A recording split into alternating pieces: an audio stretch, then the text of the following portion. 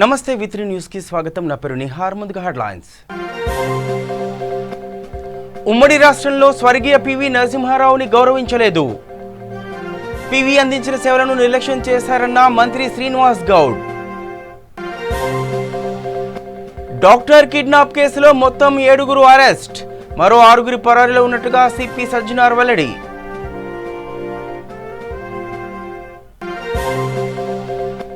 యాసంగి పంటల ప్రణాళికను విడుదల చేసిన మంత్రులు. చివరి గింజ వరకు కొనుగోలు చేస్తామని తెలిపిన ఎర్రబెల్లి.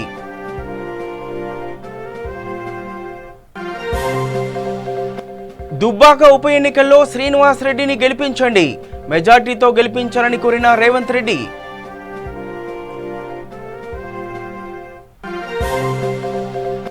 రాష్ట్ర ఎన్నికల సంఘం సీఈఓ నిమ్మగడ్డ రమేష్ ఏకపక్షంగా వ్యవహరించారు ఆరోపించిన రాజ్యసభ సభ్యులు మోపిదేవి వెంకటరమణారావు. రైట్గా డీటెయిల్స్ చూస్తే, ముఖ్యమంత్రి ఆదేశాల మేరకు తెలంగాణ రాష్ట్ర ప్రభుత్వం స్వర్గీయ మాజీ ప్రధాని మంత్రి పివి నరసింహారావు శత జయంతి వేడుకలను ప్రతిష్టాత్మకంగా నిర్వహిస్తోంది. దీనిలో భాగంగా పివి నరసింహారావు జన్మస్థలం లక్నేపల్లి వారి దత్తత గ్రామం వరంగల్లను పర్యాటక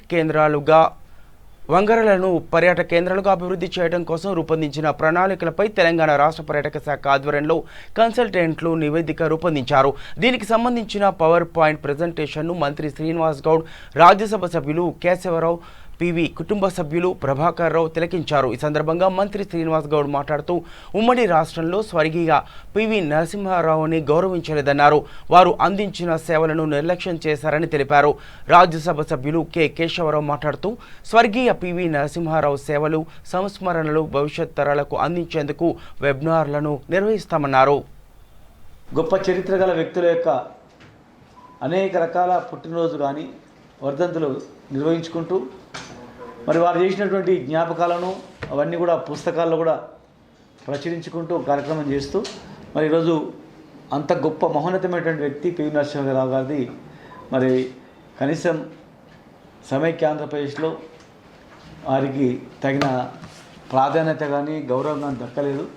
మరి మనం ఖచ్చితంగా చేసుకోవాలని చెప్పి గౌరవ ముఖ్యమంత్రి గారు, మరి మా పెద్దలు కేశవరావు గారు ఆధ్వర్యంలో, మరి పివి ప్రభాకరరావు గారు, వారి కుటుంబ సభ్యులు, మరియు మేడం వాణిదేవి గారు, కొంతమంది అధికారులతో మా ముఖ్యమంత్రి గారు చెప్పడం, ఏర్పాటు చేయడం, వారు ఏ రకంగా కార్యక్రమాలు చేయాలి, జాతీయ స్థాయిలో అంతర్జాతీయ స్థాయిలో ఒకవైపు వాళ్ళు చేస్తూ, ముఖ్యంగా ముఖ్యమంత్రి గారు ఒక మంచి టూరిజం స్పాట్గా చేయాలి. చాలామంది అక్కడ రావడానికి వచ్చిన వాళ్లకు వారు చేసినటువంటి జ్ఞాపకాలన్నీ కనిపించేటట్లు ఆయన పుట్టిన స్థలం కానీ పెరిగిన ఊర్లో కానీ బ్రహ్మాండంగా చేయాలని చెప్పి మరి ముఖ్యమంత్రి గారు చెప్పడం జరిగింది. మరి ముఖ్యమంత్రి గారి ఆదేశాల మేరకు మా టూరిజం ఆధ్వర్యంలో ఒక ప్లాన్ తయారు చేశాం. దాన్ని ఈరోజు కమిటీ చైర్మన్ అయినటువంటి కేశవరావు గారు వారు దాన్ని మొత్తం కూడా పరిశీలించి కొన్ని మార్పులు చేర్పులు కూడా ఇంకేం చేస్తే బాగుంటుందని చెప్పి కూడా వారు ఐడియా వేయడం జరిగింది. ఇది ఫైనల్ చేసిన తర్వాత మా ముఖ్యమంత్రి గారికి చూపించి ఇంకా ఏమైనా మార్పులు చేయదలుచుకుంటే మరి ముఖ్యమంత్రి గారి సూచన మేరకు ఫర్దర్ చేయడం జరుగుతుంది. ఇప్పటికే ప్రపంచ దేశాలు చాలా దేశాలు కూడా పివి నరసింహారావు గారి పేరు మీద వెబినార్స్ కానీ రకరకాల కానీ చేయడం జరుగుతూ ఉంది. మరి జనరల్గా పుట్టిన ప్లేసు, పెరిగిన ప్రాంతాన్ని చూడడానికి కూడా చాలామంది రావడానికి అవకాశం ఉంటుంది కనుక దానికి తగ్గట్లు ఏర్పాట్లు చేస్తున్నాం. ఫైనల్ అయిన తర్వాత మిగతా కార్యక్రమాలని చేయడం జరుగుతుంది. గాట్లను పెట్టుకుందాము, పివి మనం అనుకుంటామని ఆయన కూడా తన చేతిలో తీసుకొని తన్నే కొన్ని ప్లాన్స్ ఇస్తానన్నాడు. అది అక్కడ ఆగింది. మరి ఆయన పుట్టిన స్థలం వంగర లోపల పుట్టింది వేరే అయినా, పెరిగింది లక్నపల్లి అయినా, పెరిగింది, చదివింది, ఎదిగింది పూర్తి కర్మభూమిగా వంగర ఉంది. కాబట్టి వంగర లోపల ఆయన ఇల్లు ఉంది. కాబట్టి ఆయన దత్తత పోయిండు, ఆయన ఇల్లే అది దత్తత పోయిండు. అక్కడి నుంచి అక్కడ ఆ ఇంటిని ఏ తీరుగా మనం మాన్యుమెంట్గా చేసుకుందాము అనేటి ఒక ఆలోచన వచ్చినప్పుడు టూరిజం డిపార్ట్మెంట్లో ఉన్న శ్రీనివాస్ గారికి చేతిచ్చాం. ఆయనకు ఆనాడు మేము ఇది అందించినప్పుడు ఇంత బ్రహ్మాండంగా ఇంత అద్భుతంగా ఒక ప్లాన్ మాకు ఇస్తారని నేను అనుకోలేదు, కానీ వాళ్ళు ఆయన చూపిస్తూ ఉంటే చాలా అద్భుతంగా ఉంది. మేము 5-6 ప్రోగ్రాంలు కూడా చేసాము, మా మెమోరియల్ కూడా చూసాం, కానీ ఇది దానికి సరి అయిన తీరు, సరే లేదు నాకు ఎవరు ఉన్న తీరుగా ఇది పూర్తిగా చాలా బ్రహ్మాండంగా తయారైంది. అంతేకాకుండా ఆయన పుట్టిన లక్కనపల్లికి కూడా అక్కడ కూడా ఒక ప్రోగ్రాం, ఒక కన్స్ట్రక్షన్ చేసి అక్కడ కూడా ఒక మాన్యుమెంటల్గా దానికి కూడా తీర్చిదిద్దాలనుకుంటా ఉన్నారు. ఇది చాలా ఉంది, ఆయన అభినందిస్తున్నాను. ఏది ఉన్నా కానీ ఇది సంవత్సరం పాటు జరిగేటి ఉత్సవాలు కాబట్టి దీని లోపల ఇటువంటి 3-4 మెమోరియల్స్, ఒకటి సిటీలో, ఒకటి వంగరలో, ఒకటి లక్కనపల్లిలో, ఇంకోటి వరంగల్లో చేయాలనుకుంటా ఉన్నాం. హైదరాబాద్ నగర శివారు రాజేంద్ర నగర్లో పట్టపగలే కిడ్నాప్కు గురైన దంతవైద్యుడి కేసును ఏపీలోని అనంతపురం పోలీసులు ఛేదించిన విషయం తెలిసిందే. ఈ వ్యవహారంలో మొత్తం 7గురిని అరెస్ట్ చేశామని, మరో 6గురు పరారీలో ఉన్నట్టుగా సిపి సజ్జనార్ వెల్లడించారు. నిందితుల నుంచి 3 కార్లు, 7 మొబైల్ ఫోన్లు, బొమ్మ తుపాకులు స్వాధీనం చేసుకున్నట్టుగా సిపి తెలిపారు. ఈ కేసుకు సంబంధించిన పూర్తి వివరాలు సిపి మీడియాకు వెల్లడించారు.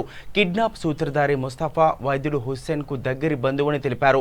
ముస్తాఫా ఆర్థికంగా పీకల్లోతు కష్టాల్లో ఉన్నాడని, విలాస జీవితానికి అలవాటు పడిన నిందితుడు డబ్బు కోసం ఎవరినైనా కిడ్నాప్ చేయాలనుకున్నాడని తెలియజేశారు.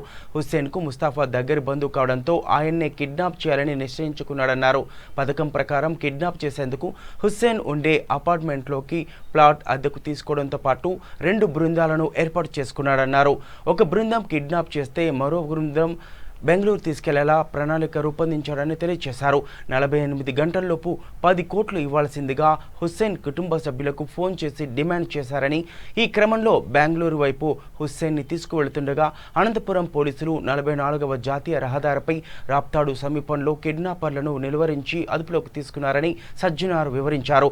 మొత్తం 12 పోలీసు బృందాలు రంగంలోకి దిగి 12 గంటల్లోనే కిడ్నాప్ కేసును ఛేదించినట్టుగా చెప్పారు. ఈ కేసు విషయంలో ఏపీ పోలీసులు పూర్తి సహకారం అందించారని సిపి తెలిపారు.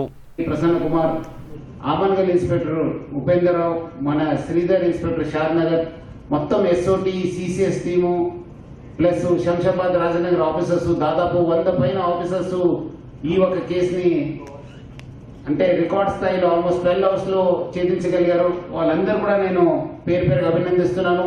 నిన్నటి నుంచి ఆల్మోస్ట్ 2 o'clock మనకు 2:30 మన కంప్లైంట్ వచ్చింది. అప్పటి నుంచి మన ఆఫీసర్స్ ఎవరు కూడా పడుకోలేదు. Almost 24 hours they have been continuously working to detect this case and also arrest the accused. So ముఖ్యంగా వాళ్ళందరూ కూడా పేరుగా అభినందిస్తూ మనకు ఈ ఆపరేషన్ లో, ఎందుకంటే మనం కొన్ని క్లూస్ డెవలప్ అయిన తర్వాత మనము వేరే రాష్ట్ర పోలీస్ కూడా మనం సపోర్ట్ తీసుకోవాల్సి వచ్చింది. ముఖ్యంగా మన Andhra Pradesh police, Maharashtra police, Karnataka police officers కూడా మనకు బాగా సపోర్ట్ చేస్తున్నారు. Excellent coordination and cooperation was there from the all the state police officers. వాళ్ళందరూ కూడా నేను సైబరాబాద్ పోలీస్ తరఫు నుంచి పేరుగా ధన్యవాదాలు తెలుపుతున్నాను. ముఖ్యంగా ఈ ఒక ఆపరేషన్ లో మన ఎస్పీ అనంతపూర్ సత్యయేసు బాబు ఐపీఎస్, మన జాకీర్ హుస్సేన్ ఇన్స్పెక్టర్ అనంతపూర్ 2 టౌన్, రెడ్డెప్ప మన inspector 3 town Anantapur, Anjaneyulu SI Raptadu చాలా ముఖ్య పాత్ర పోషించారు.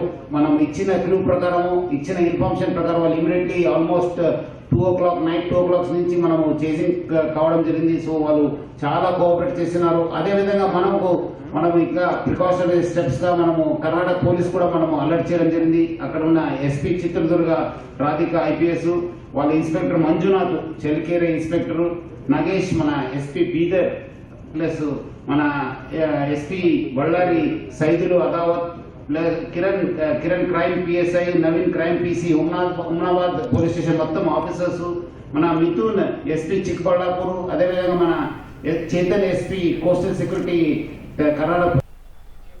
వరంగల్ రూరల్ మరియు వరంగల్ అర్బన్ జిల్లాల్లో యాసంగి పంటల ప్రణాళికను మంత్రులు ఎర్రబెల్లి దయాకర్ రావు, సత్యవతి రాథోడ్ విడుదల చేశారు. ఈ సందర్భంగా వారు మాట్లాడుతూ ఉమ్మడి జిల్లాల్లో సీసీఐ ద్వారా పత్తి కొనుగోలు కేంద్రాలు ప్రారంభమవుతాయన్నారు. నిబంధనల మేరకు తేమ శాతం తాళు లేకుండా కొనుగోలు కేంద్రానికి తీసుకురావాలని సూచించారు. చివరి గింజ వరకు కొనుగోలు చేస్తామని, రైతులు ఆందోళన చెందవద్దని తెలిపారు. వేసవికాలం పంటల కొనుగోలు సందర్భంగా ఏర్పడిన ఇబ్బందులు వానాకాలం కొనుగోలు కేంద్రాల్లో పునరావృతం కాకూడదన్నారు. అధికారులు సమన్వయంతో పనిచేయాలని సూచించారు. గతంలో లాగా రైస్ మిల్లుల వద్ద తరుగు తీయకుండా రైస్ మిల్లుల యాజమాన్యాలు సహకరించాలని కోరారు. రైతులు తెలిసిన కొంత అవగాహన లేకుండా కూడా వాళ్ళు కొంటారో వీళ్ళు కొంటారో వాళ్ళు కొంటారో కొన్ని దిక్కులు వేయడం జరిగింది. వాటిని కూడా రైతులకు ఇబ్బంది లేకుండా కొనాలని ప్రభుత్వం నిర్ణయించారు కేసీఆర్ గారు. రైతులకి వికెట్ చేసేది మళ్ళీ వచ్చే తర్వాత మొక్కలు ఎవరు వేయడం అనేది మా రిక్వెస్ట్. సీసీఐ ద్వారా కూడా వ్యవసాయ కాటన్ మొక్కలు పండించుకునే వాళ్ళు నష్టపోతారు కాబట్టి వేసుకోవద్దని చెప్పి మరొకసారి విజ్ఞప్తి చేస్తున్నాం. మిగతా ఏదైతే కమర్షియల్ పంటలు పునాస పంటలు ఉన్నాయో మనం ప్రతి సంవత్సరం వేసుకునే పంటలు ఇంకా పెంచుకొని వేసుకోండి, మనం ఉపయోగించుకునే పంటలు మాత్రమే వేసుకోండి అని చెప్పి విజ్ఞప్తి చేస్తూ పత్తి కావచ్చు లేకపోతే కందులు కావచ్చు మరి పండించిన రైతు ప్రతి పంటను ప్రభుత్వ మద్దతు ధరతోనే కొనుగోలు చేయబోతున్న విషయాన్ని సందర్భంగా తెలియజేస్తుంది. సిద్దిపేట జిల్లా దుబ్బాక ఉప ఎన్నికల్లో కాంగ్రెస్ పార్టీ తరపున పోటీ చేస్తున్న శ్రీనివాస్ రెడ్డి మిరుదొడ్డి మండలంలోని వీరారెడ్డిపల్లి, జనగపల్లి గ్రామాల్లో రోడ్ షో నిర్వహించారు. ఈ రోడ్ షోలో కాంగ్రెస్ పార్టీ పార్లమెంట్ సభ్యులు రేవంత్ రెడ్డి పాల్గొని కాంగ్రెస్ పార్టీ అభ్యర్థి శ్రీనివాస్ రెడ్డిని అత్యధిక మెజార్టీతో గెలిపించాలని ప్రజలను కోరారు. ముత్యంరెడ్డి సతీమణి విజయలక్ష్మి మాట్లాడుతూ దుబ్బాకలో స్కూళ్లు, కాలేజీలు నిర్మించింది మొత్తం ముత్యంరెడ్డి అయితే వాటికి రంగులు మాత్రమే టీఆర్ఎస్ పార్టీ వేసిందని తెలిపారు.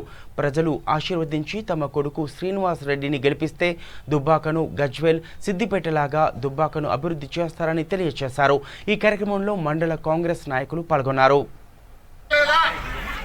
3 సార్లు టీఆర్ఎస్ అధికారంలో ఉంటే 3 సార్లు సిద్దిపేట వచ్చే మంత్రి పదవి ఇచ్చారు తప్ప దుబ్బాకలు గెలిచిన ఎందుకు మంత్రి పదవి ఇవ్వలేదని చెప్పి నేను ఇవాళ టీఆర్ఎస్ నాయకులను కేసీఆర్ అడుగుతున్నా. సిద్దిపేట నుంచి మంత్రి పదవి, సిరిసిల్ల నుంచి మంత్రి పదవి, గజ్వేల్ నుంచి ముఖ్యమంత్రి పదవి, దుబ్బాక నుంచి మాత్రం తెడ్డు చూపించింది. ఇంకెందుకు వేయాలి ఓటు? రామలింగారెడ్డి 4 సార్లు గెలిపించింది. 4 సార్లు గెలిపిస్తే ఒక్కసారైనా మంత్రి ఇచ్చినా లేదా 3 నియోజకవర్గాలకు 1000 కోట్ల రూపాయలు ఇస్తే కనీసం మీ ఊర్లో ఆనాడు పెద్దలు ముత్యంరెడ్డి గారు వేసిన రోడ్డు మీద గుంత పడితే తట్టడి మట్టి కూడా పోయలేదు. అట్లాంటి వాళ్లకు ఇవాళ హరీష్ రావు వచ్చి నేను ఎలగబెడతా, అద్దమలు వేస్తా, మీ ఇల్లు అలుగుతా, సాపి తల్తా, బుగ్గేస్తా, మిమ్మల్ని తెల్లగా చేస్తా అని హరీష్ రావు వచ్చి చెప్తున్నాడు. నేను అడుగుతున్నా హరీష్ రావు, 7 సంవత్సరాల నుంచి నువ్వే మంత్రిగా ఉన్నావు కదా, ఈ 7 ఏళ్లలో ఎప్పుడైనా సంగంపల్లికి వచ్చిందా? కరుణాకర్ అని ఎప్పుడైనా హరీష్ రావు వచ్చిందా నీ ఊరికి? ఏడాడైనా మీ పిల్లలకు నౌకరి కావాలని అడిగినా? మీ ఊర్లో దళితులకు డబుల్ బెడ్రూమ్ ఇల్లు అడిగినా? దళితులకు 3 ఎకరాల భూమి కావాలని అడిగినా? మహాలక్ష్మి గ్రూపులలో కావాలా? గ్రామానికి మన పార్లమెంట్ సభ్యులు రేవంత్ రెడ్డి గారు అసెంబ్లీ ఎన్నికల సందర్భంలో భాగంగా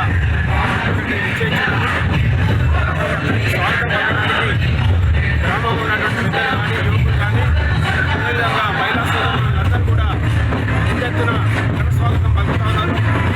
మరి ఈ ప్రాంతాన్ని అభివృద్ధి చేసినటువంటి వ్యక్తులు ఉన్నట్టే ముత్యంరెడ్డి గారు.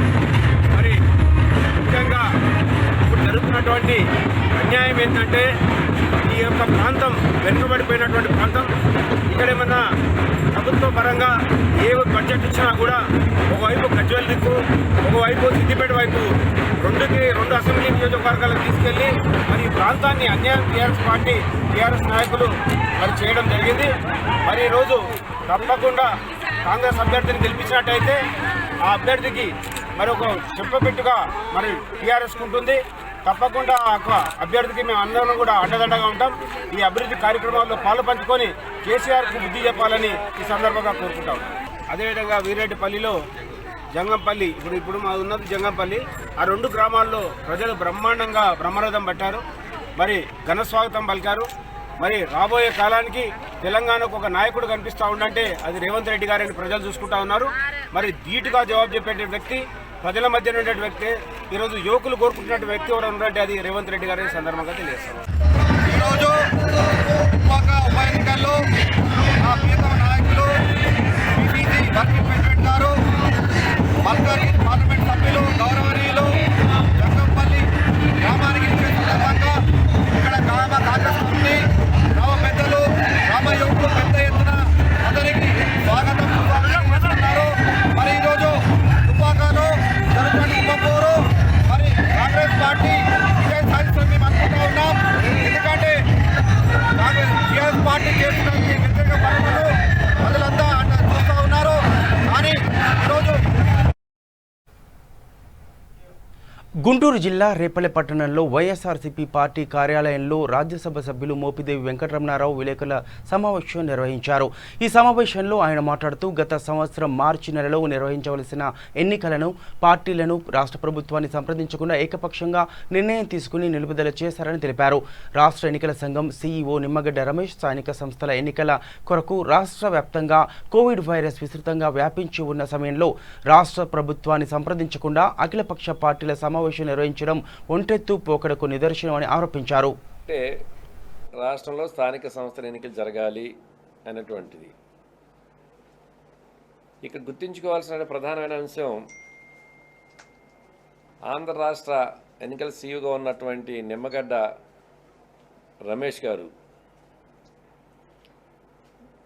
మార్చిలో స్థానిక సంస్థల ఎన్నికల షెడ్యూల్ వచ్చి నామినేషన్ ప్రక్రియ పూర్తయి ఒక వారం రోజుల్లో ఎన్నికలు పూర్తవుతాయి అనుకున్నటువంటి సందర్భంలో కోవిడ్ అనేటువంటి ప్రస్తావన తీసుకొచ్చి ప్రజల యొక్క ప్రాణాలు హరించేస్తుంటే రాష్ట్ర ప్రభుత్వం ఎన్నికలు పెడుతుంది కాబట్టి ఎన్నికలు నిలుపుదల చేస్తున్నానని చెప్పి రాష్ట్ర ప్రభుత్వంతో సంప్రదించకుండా ఏకపక్షంగా ఆనాడు ఎన్నికలను విచారణలో పెట్టడం జరిగింది. కానీ ఆ రోజు ఆయన ఎన్నికల కమిషన్ తీసుకున్న నిర్ణయం తీసుకున్న రోజుకి రాష్ట్రంలో కానీ దేశంలో కానీ ప్రపంచంలో కానీ ఎక్కడ కూడాను అంత సివియర్ సిచ్యువేషన్ అయితే లేదు.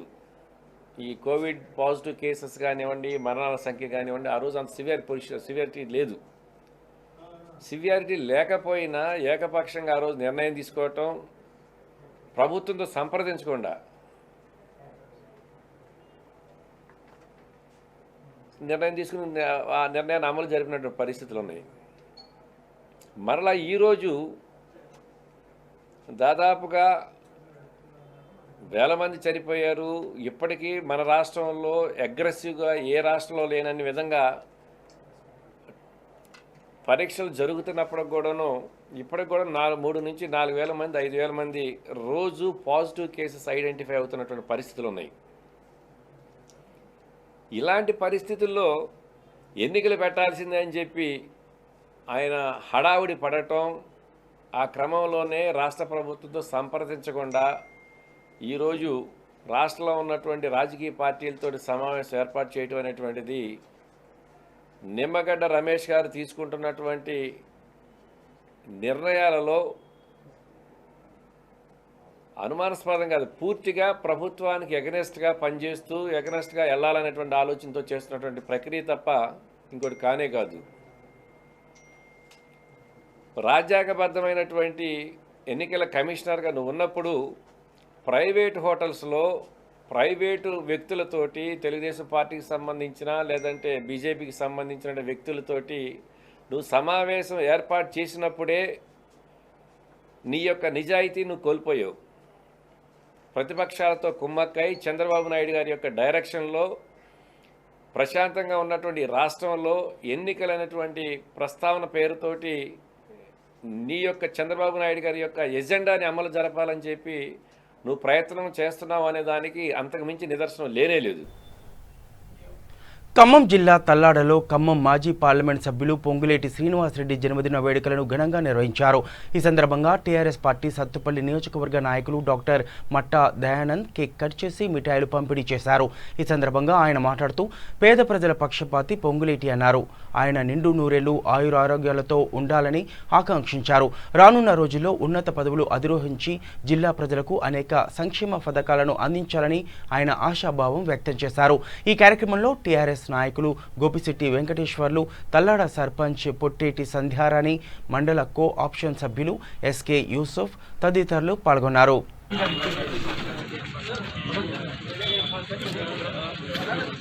మొత్తం పల్నాడులో ఈరోజు ఈ కార్యక్రమాన్ని ఏర్పాటు చేయడం చాలా మంచి విషయం. ఈ కార్యక్రమానికి ముఖ్య అతిథిగా హాజరైనటువంటి డాక్టర్ మట్టా దయానంద్ గారికి, అలాగే సభా అధ్యక్షుడు అయినటువంటి గోపిశెట్టి వెంకటేశ్వరరావు గారికి, వేదిక మీద ఉన్నటువంటి పెద్దలందరికీ, అలాగే ఈ కార్యక్రమానికి హాజరైనటువంటి టీఆర్ఎస్ నాయకులందరికీ కూడా ముందుగా నమస్కారం. అలాగే మన ప్రీతమ నేత అయినటువంటి పొంగులేటి శ్రీనివాసరెడ్డి గారికి మీ నుంచి మా నుంచి అందరికీ కూడా హృదయపూర్వక ఒక విధంగా ఏంటంటే మనం చూస్తున్న విషయం, ఒకే పార్టీలో ఉంటూ చిన్న చిన్న విభేదాలతో దాన్ని పెద్ద చేస్తూ రగడ చేస్తూ దీంట్లో వారికి ఒక విన్నపం, దయచేసి టీఆర్ఎస్ అనేది ఒక కుటుంబం. మన కేసీఆర్ గారు చెప్పినప్పుడు ఒక కుటుంబంగా మన అందరం మెలగాలి. అలాంటి తీసేసి గ్రూపులుగా విడదీసి మీరు విభజించి పాలిస్తే రాబోయే కాలంలో మీకే. ఈరోజు చూసుకుంటే స్వచ్ఛందంగా లక్షల మంది ఆయన పిలిపిస్తే ప్రాణాలు అర్పించి ముందుకు రావడానికి ఉన్నారు. అటువంటిది ఏ విధంగానైనా అడ్డుకోవాలి. ఈ జిల్లాలో శ్రీనివాసరెడ్డి అనే అతను ఉండకుండా చేయడానికి అనేక ప్రయత్నాలు చేస్తున్నారు. ఈ ప్రయత్నాలన్నీ మేము తిప్పికొడతాం. శ్రీనివాసరెడ్డి కోసం మా ప్రాణాలైనా అర్పించడానికి మేము సిద్ధంగా ఉన్నాం. ఎప్పుడైనా సరే ఇటువంటి వాళ్ళు ఈ యొక్క ప్రజాస్వామ్యంలో ముందుకు పోలేరు. భవిష్యత్తులో శ్రీనివాసరెడ్డి విజేతగా నిలబడతారు. అది గుర్తుంచుకొని మీరు ఈ కుట్రలు కుతంత్రాలు ఆపాలని తెలియజేస్తూ మా యొక్క నాయకులు. కాబట్టి మనందరం కూడా ఈ సూర్యుడిని ఎవరైతే చేతులు పెట్టి ఆపుత చేయాలనుకుంటున్నారో వారందరికీ కూడా రానున్న రోజుల్లో తగిన బుద్ధి చెప్పి ఈ జిల్లాలోనే అత్యంత ప్రజాదరణ కలిగి ప్రజాసేవ అంటే ఏంటి, పార్లమెంట్ అనేది తన చేతుల ద్వారా, తన అభివృద్ధి కార్యక్రమాల ద్వారా, తన పనితనం ద్వారా యావత్ దేశానికే సాటి చెప్పినటువంటి గొప్ప వ్యక్తి పొంగులేటి శ్రీనివాసరెడ్డి గారు. వారికి మా అందరి తరపున మరొక్కసారి హృదయపూర్వక ధన్యవాదాలు తెలియజేస్తూ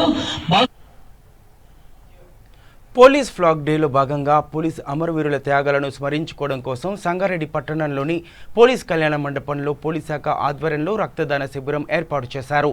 ఈ రక్తదాన శిబిరాన్ని సంగారెడ్డి జిల్లా ఎస్పీ చంద్రశేఖర్ రెడ్డి ప్రారంభించారు. ఇందులో జిల్లా పోలీస్ అధికారులతో పాటు వివిధ గ్రామాలకు చెందిన యువత స్వచ్ఛందంగా ముందుకొచ్చి రక్తాన్ని దానం చేశారు. ఈ సందర్భంగా ఎస్పీ మాట్లాడుతూ రక్తదానం చేయడానికి ముందుకు వచ్చిన పోలీస్ సిబ్బందిని, యువతను అభినందిస్తూ రక్తదానంతో ఎంతోమంది ప్రాణాలను రక్షించవచ్చునని తెలిపారు. ఈ కార్యక్రమంలో additional SP K Srujana, SBCA Srinivas Naidu, RA Harilal, Sangareddy town CI Venkatesh, Sangareddy rural SI Srikanth, జిల్లా ప్రభుత్వ ఆసుపత్రిలోని బ్లడ్ బ్యాంకుకు చెందిన డాక్టర్ మధుకుమార్ తదితరులు పాల్గొన్నారు.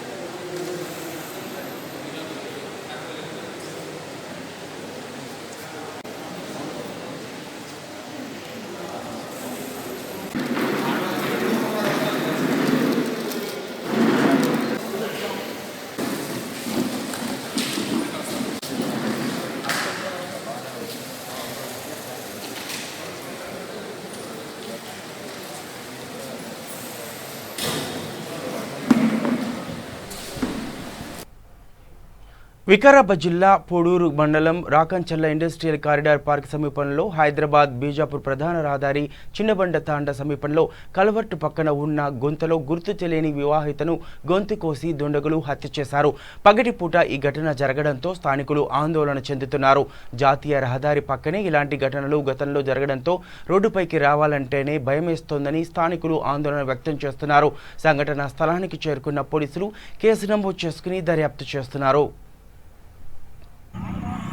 తీసుకొచ్చి ఆడేసి అట్లా కిందికి వేసి వెళ్ళిపోయి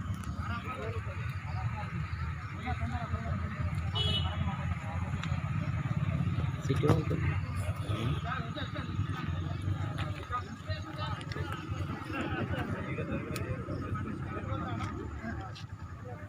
ఏ కట్టుకొచ్చాయి గుంతలు ఉన్నాయంటే కట్టుకొని వచ్చాయి మంచి కూడా అదే నాయ మన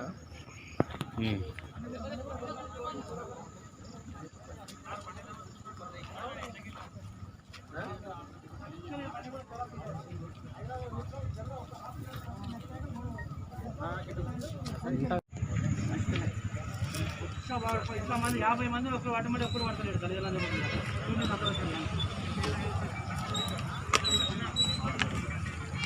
నేను భాస్కర్ ఇద్దరు ఉన్నాం ఎవరు లేడా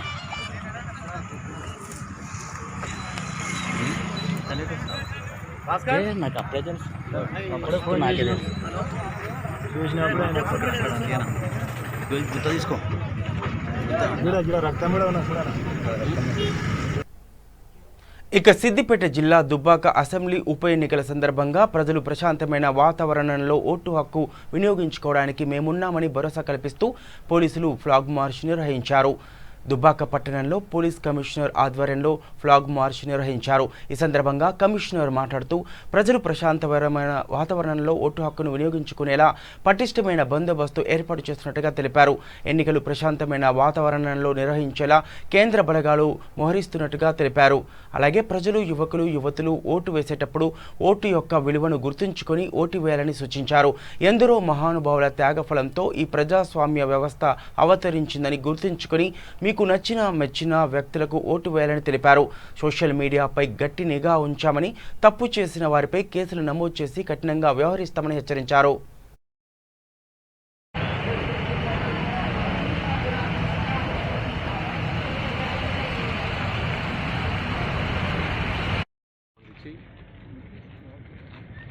మన డిస్ట్రిక్ట్ ఫోర్స్తో పాటు వివిధ జిల్లా force, central armed police forces, దానిలో IR battalions 2 company and central reserve police force 1 company force మనకి జిల్లాకి రావడం జరిగింది. వారితో పాటు ఈరోజు ఫ్లాగ్ మార్చ్ కండక్ట్ చేయడం జరిగింది. Free and fair poll ensure చేసే విధంగా ఎలక్షన్ కమిషన్ ఆఫ్ ఇండియా ఆదేశాల మేరకి ఇక్కడ ఉన్న ఓటర్స్ ఒక నమ్మకం కొరకి ఎలాంటి భయప్రాంతాలకి మీరు గురి అవ్వాల్సిన అవసరం లేదు, ఎలాంటి ఇంటిమిడేషన్కి లొంగిపోవాల్సిన అవసరం లేదు. మీరు స్వేచ్ఛగా ఎవరికి మీరు ఓటు వేయాలని అనుకుంటున్నారో వాళ్ళకి మీరు ఓటు హక్కుని వినియోగం చేయవచ్చు. సో దానిలో సెంట్రల్ ఆర్మ్డ్ పోలీస్ ఫోర్సెస్తో పాటు state armed police forces and civil forces మీకు అండగా ఉంటాము. ఎక్కడ మీకు ప్రాబ్లం వచ్చినా ఇమీడియట్లీ 100 డయల్ కానీ 1950 కానీ కాల్ చేయవచ్చు. Or cVIGIL app download చేసి దానిలో ఎలక్షన్ కమిషన్కి డైరెక్ట్గా మీరు ఫిర్యాదు చేయవచ్చు. దాదాపు 28 టీమ్స్ ఈ ఎక్స్పెండిచర్ మానిటరింగ్లు కూడా ఉన్నాయి. వారు ఇమీడియట్లీ రెస్పాండ్ అయిపోయి దాన్ని వెరిఫై చేసి రిపోర్టు పంపించడం జరుగుతుంది. ఈరోజు దీనిలో అడిషనల్ ఎస్పీ మహబూబ్ నగర్ గారు, అడిషనల్ ఎస్పీ వికారాబాద్, మా ACP Gajwel, ACP traffic. Bulletin ముగించే ముందు హెడ్లైన్స్ మరోసారి చూద్దాం. ఉమ్మడి రాష్ట్రంలో స్వర్గీయ పివి నరసింహారావుని గౌరవించలేదు, పివి అందించిన సేవలను నిర్లక్ష్యం చేశారన్న మంత్రి శ్రీనివాస్ గౌడ్. డాక్టర్ కిడ్నాప్ కేసులో మొత్తం 7గురు అరెస్ట్, మరో 6గురు పరారీలో ఉన్నట్టుగా సిపి సజ్జనార్ వెల్లడి.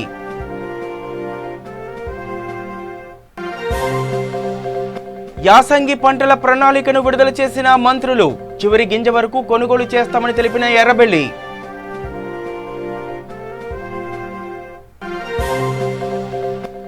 దుబ్బాక ఉప ఎన్నికల్లో శ్రీనివాస్ రెడ్డిని గెలిపించండి, మెజార్టీతో గెలిపించాలని కోరిన రేవంత్ రెడ్డి.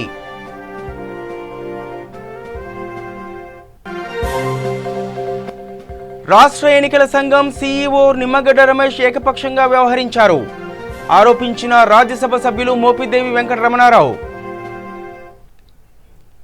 ఇవి బులెటిన్ అప్డేట్స్. చూస్తూనే ఉండండి V3 న్యూస్, లక్ష్యం సమాజహితం.